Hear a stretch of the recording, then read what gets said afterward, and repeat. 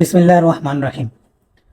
One paper इसमें PPSC, FPSC, NTS और दीगर जितने भी टेस्टिंग सर्विस हैं इनके जो पेपर होते हैं उसमें जो जनरल साइंस का पोर्शन होता है या पीएमएस में जनरल साइंस का पोर्शन, स्पेशली सीएसएस में जनरल साइंस एंड एबिलिटी में जनरल साइंस का जो पोर्शन है, हम कोशिश करेंगे उसमें जितने भी क्वेश्चन आते हैं जो कि जनरल साइंस से रिलेटेड होते हैं हम अपनी इस सीरीज में कंप्लीटली उसको कवर करने की कोशिश करेंगे। सबसे पहले टॉपिक यूनिवर्स का। अच्छा, इसके लिए हमने एक जनरल साइंस एंड एबिलिटी की बुक को भी फॉलो किया है जो कि सीएसएस के लिए बहुत ज़्यादा यूज़ होती है। उसको फॉलो करते हुए और सीएसएस के सिलेबस को हमने उसके मुताबिक ये अपना सारी सीरीज डिज़ाइन की है। सबसे पहले यूनिवर्स। यूनिवर्स में क्या आता है? एस्ट्रोनॉमी पूछ लेते हैं क्या होता है। स्टडी ऑफ यूनिवर्स, यूनिवर्स यानी कि कायनात का जो मुताला है उसको आप एस्ट्रोनॉमी भी कहते हैं। ये साइंस की एक ब्रांच है। लाइट ईयर क्या होता है? लाइट ईयर एक डिस्टेंस का यूनिट है। पेपर में पूछ लेता है कि लाइट ईयर किस चीज का यूनिट है, तो एक डिस्टेंस का यूनिट है, ये टाइम का नहीं है। तो कौन सा लाइट ईयर होता क्या है? लाइट जो एक साल तक अगर वैक्यूम में खला में चले तो वो एक लाइट ईयर के बराबर होती है और वो तकरीबन 5.8 मल्टीप्लाई 10⁻12 के बराबर होती है। बिग बैंग थ्योरी, यूनिवर्स के बारे में बिग बैंग थ्योरी बताती है कि यूनिवर्स किस तरह मार्ज वजूद में है। ये ओरिजिन ऑफ यूनिवर्स, यूनिवर्स के आगाज का बताती है। ये 13.7 बिलियन ईयर्स अगो है। पेपर में ये भी बहुत सवाल आता है कि बिग बैंग थ्योरी कितने साल पहले थी, तो वो 13.7 बिलियन साल पहले थी। तो यूनिवर्स का जो आगाज होता है वो किस चीज से होता है? वो एक हॉट और डेंस, बहुत गर्म और बहुत डेंस पॉइंट था, वहां से यूनिवर्स का आगाज होता है। Universe filled with clouds of hydrogen and helium gas. Universe जो है वो तकरीबन कायनात में हाइड्रोजन और हीलियम गैस बहुत ज्यादा है और इसी से वो फिल हुई हुई है। एविडेंस यूनिवर्स बिग बैंग के बारे में कौन से एविडेंस है जो प्रूव करते हैं कि बिग बैंग थ्योरी ठीक है? बिग बैंग थ्योरी कहती थी कि कायनात जो है खलावा एक्सपेंड कर रही है। इसके बारे में एक स्पेक्ट्रम ऑफ लाइट का एविडेंस है और एक presence of cosmic microscope waves है, रेडिएशंस हैं यूनिवर्स के अंदर। कहते हैं कि अगर कॉस्मिक माइक्रोवेव्स रेडिएशन की मौजूदगी बताती है कि यूनिवर्स जो है ये एक्सपेंड हो रही है। दूसरा ये बताती है वेवलेंथ। कहते हैं कि वेवलेंथ की भी कलर्स होती हैं।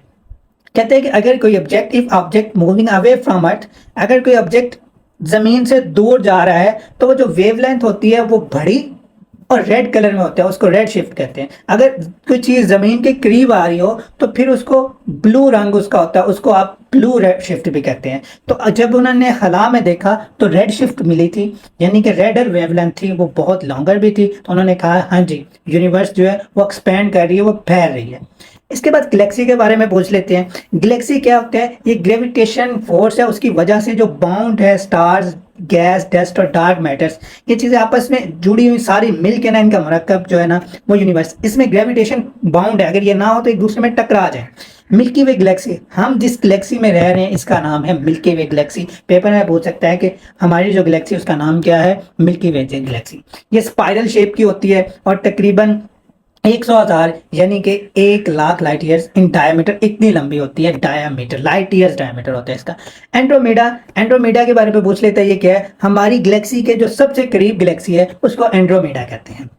Solar system, solar system basically हमारा सोलर सिस्टम सितारों और सूरज से मिलकर बनता है। सेंटर में सूरज होता है, इर्द गिर्द 8 जो है वो सितारे हैं, ठीक है, प्लैनेट्स, ठीक है। ये एलिप्टिकल शेप का है हमारा सोलर सिस्टम और इसका वजूद 4.5 बिलियन ईयर्स अगो आया। यूनिवर्स 13.7 ईयर्स अगो आई, जबकि solar system 4.5 billion year ago आया। इसमें प्लैनेट्स होते हैं जो कि 8 प्लैनेट्स होते हैं, वो सूरज के इर्द गिर्द ऑर्बिट करते हैं, उसके इर्द गिर्द घूमते हैं। अच्छा, 8 प्लैनेट्स को डिवाइड किया गया है 2 हिस्सों में, 4 को इनर और 4 को आउटर प्लैनेट्स कहते हैं। हम इनको 1 बाय 1 देखते हैं। इनर या टेरेस्ट्रियल इसको कहते हैं, इनर भी कहते हैं, टेरेस्ट्रियल भी कहते हैं। ये क्या है? इनके कैरेक्टरिस्टिक्स हैं कि ये सूरज के करीब होते हैं, ये छोटे होते हैं रेडियस में और वजन में, ये रॉकी होते हैं, हाई डेंसिटीज इनकी होती है, इनकी रोटेशन जो है वो स्लो होती है, इनमें रिंग्स नहीं पाए जाते, इनमें जो मून है वो फ्यूज होते हैं, कम होते हैं। इनमें सबसे पहले मरकरी आता है जो सूरज के करीब है। ये स्मॉलेस्ट प्लैनेट है, फास्टेस्ट रिवॉल्विंग भी है और इसमें एटमॉस्फेयर नहीं होता। एटमॉस्फेयर वो चीज़ होती है जहाँ पे आप रहते हो, आपके इर्द गिर्द वाली आबो हवा। तो इसके बारे में पूछ लेते हैं कि सबसे फास्टेस्ट प्लैनेट कौन सा है? मरकरी। सबसे छोटा कौन सा है? वो भी मरकरी।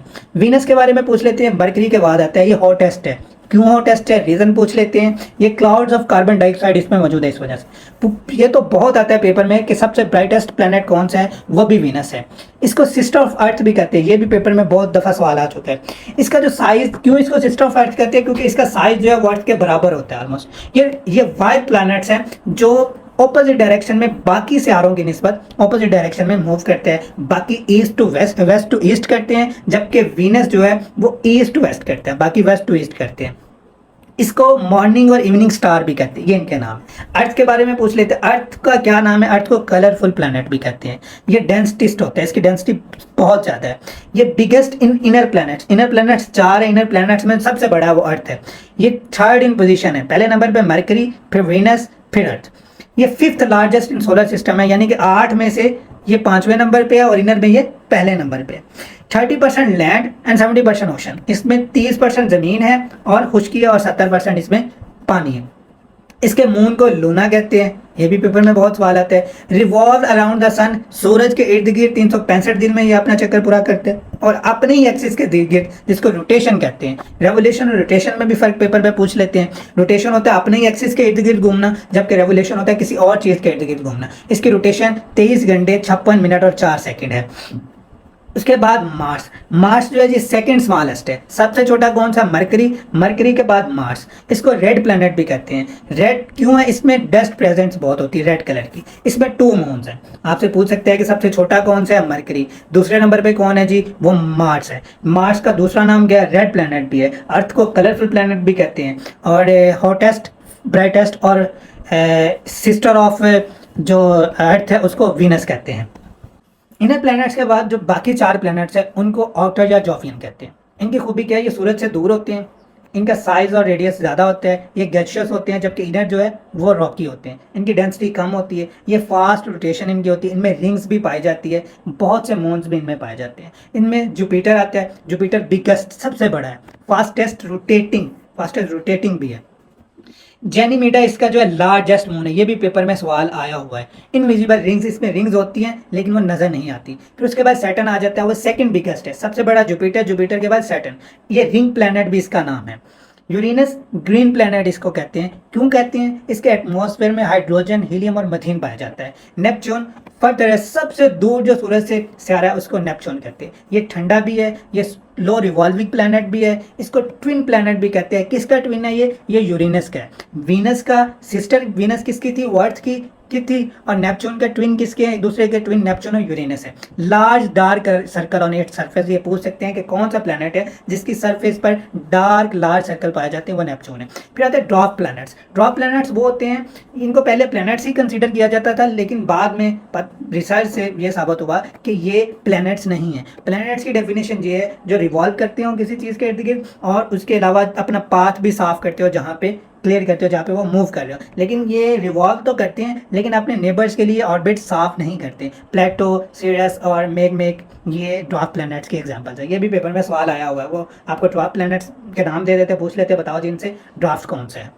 सैटेलाइट्स, सैटेलाइट्स क्या होते हैं, स्मॉल क्रिस्टल बॉडीज होती हैं जो कि एक बड़ी बॉडी के इर्द गिर्द रिवॉल्व करती है। इट मे बी नेचुरल और मैन मेड, ये नेचुरल भी हो सकती है, मैन मेड भी हो सकती है। मून एक नेचुरल सैटेलाइट है, वैसे हम इधर से भी सैटेलाइट्स भेजते हैं, वो मैन मेड है। एवरेज डिस्टेंस फ्रॉम अर्थ इसका कितना है, 384,400 kilometre, 3,84,400 kilometre. Orbits earth every 27 days and 7 hours, 27 दिन और 7 घंटों में ये ज़मीन के इर्द गिर्द ऑर्बिट कर लेता है, चक्कर लगा लेता है। इसकी ग्रेविटी ज़मीन की ग्रेविटी के 1/6 है, यानी कि 9.8 को 6 से डिवाइड कर दो तो वो मून की ग्रेविटी हो जाएगी। 9.8 अर्थ की ग्रेविटी, इसमें एटमॉस्फेयर नहीं होता। Moonlight take 1.3 second. पूछ लेते हैं कि चांद की रोशनी ज़मीन में पहुंचने के लिए कितना टाइम लेती है, 1.3 सेकेंड। बहुत सवाल आता है। साइज़ इसका, ये ज़मीन के साइज़ का चौथा हिस्सा है, 4, मतलब उसको 4 पे डिवाइड कर दो, 1/4 ऑफ अर्थ साइज, फिर ये मून का साइज है, यानी कि साइज में छोटा है। 4 चांद हो तो एक ज़मीन जितना बनता है। फिर आते हैं एक्लिप्स। एक्लिप्स क्या होता है, when a heavy body move into the shadow of another heavy body. अब जैसे एक बड़ी बॉडी रिवॉल्व कर रही है तो वो दूसरी बड़ी बॉडी के आगे आ गई, यानी कि उसका साया बनाने लग पड़ी है। तो इसमें 2 एक्लिप्स होते हैं, सोलर एक्लिप्स होता है और लूनर एक्लिप्स होता है। सोलर एक्लिप्स कब होता है, जब मून चांद और ज़मीन चांद सूरज और ज़मीन के दरमियान आ जाए, तब जो एक्लिप्स होता है उसको सोलर एक्लिप्स कहते हैं। इसमें आगे 3 टाइप्स हैं, total solar eclipse, partial solar eclipse और annular solar eclipse. Total eclipse क्या है? When sun moon and earth align in straight line, जब तीनों एक स्ट्रेट लाइन में हो जाएं तो उसको टोटल सोलर एक्लिप्स कहते हैं। पार्शियल में क्या है? When sun moon and earth are not align in straight line, यानी कि थोड़ा सा ऊपर नीचे हो जाए। एनुलर सोलर एक्लिप्स होता है when moon appears smaller than sun, जब चांद जो है सन से छोटा और फिर जो उनका शेड बने उसको क्या कहते हैं? Annular solar eclipse. Lunar eclipse क्या होती है? जब जमीन जो है वो सूरज और चांद के दरमियान आ जाए।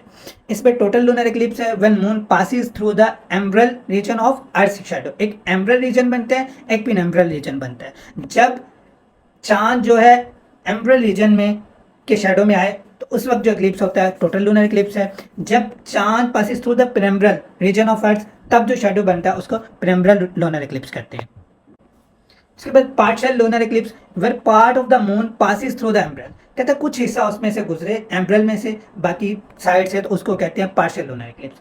एस्टेरॉइड्स, एस्टेरॉइड्स क्या होते हैं? Largest non planetary and non lunar objects, कहते हैं कि चांद भी ना हो और प्लैनेट्स भी ना हो और वो जो सोलर सिस्टम में पाए जाते हैं लार्जेस्ट ऑब्जेक्ट्स, इरेगुलर शेप होती है, इनकी कोई खास शक्ल नहीं होती।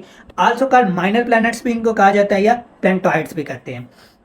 एस्टेरॉइड बेल्ट्स भी अब बनता है जो कि इनर और आउटर प्लैनेट्स के दरमियान में होता है। मेट्रॉइड्स क्या होते हैं? Small body travelling through space, originate from comets and asteroids, जो कि कॉमेट्स और एस्टेरॉइड से ओरिजिनेट होती है, स्मॉल बॉडीज होती है। A piece of matter when strikes the earth atmosphere produce a visual phenomena. Visual film में आपने मूवीज में देखा होगा, इंडियन मूवीज में वो कहते हैं वो तारा टूटा, वो जा रहे होते हैं फिर वो दवा मांगते हैं, जो भी कहते हैं, तो वो बेसिकली ये मेट्रॉइड्स ही होता है। तो कहते हैं कि जब ये मेट्रॉइड्स होते हैं ये एटमॉस्फेयर में, ज़मीन के एटमॉस्फेयर में आते हैं तो ये चमकते हैं, विजुअल फिनोमेना देते हैं, जिसे मेट्रॉइड भी कहते हैं। तो fragment that survive to hit the ground called meteoroid, कहते हैं कि फ्रेगमेंट्स जो बनते हैं जब वो हिट करता है ज़मीन को उसको कहते हैं मेट्रॉइड्स। पेपर में पूछ लेता है। कॉमेट क्या होता है? Crystal body that orbit sun, crystal bodies होती हैं जो ऑर्बिट करती है सन को, मेड अप ऑफ न्यूक्लियस, इसमें सॉलिड आइस न्यूक्लियस इसके में मौजूद होता है, सॉलिड आइस, गैस और dust, a gaseous coma, water vapours, carbon dioxide and other gases. इसमें न्यूक्लियस भी होता है और गैसियस कोमा भी होता है। ये बेसिकली डस्ट के पार्टिकल्स वगैरह से मिलकर, वेपर से मिलकर कॉमेट्स बनते हैं। सन, सन क्या होता है? सन इज अ स्टार, पेपर में बहुत सवाल आते हैं। सन क्या होता है? एक स्टार होता है। स्टार क्या होता है? A huge ball of gas, mostly hydrogen and helium. ये एक ऐसा स्टार है जिसमें बहुत ज़्यादा गैसेज होती है, हाइड्रोजन हीलियम बहुत पाया जाता है।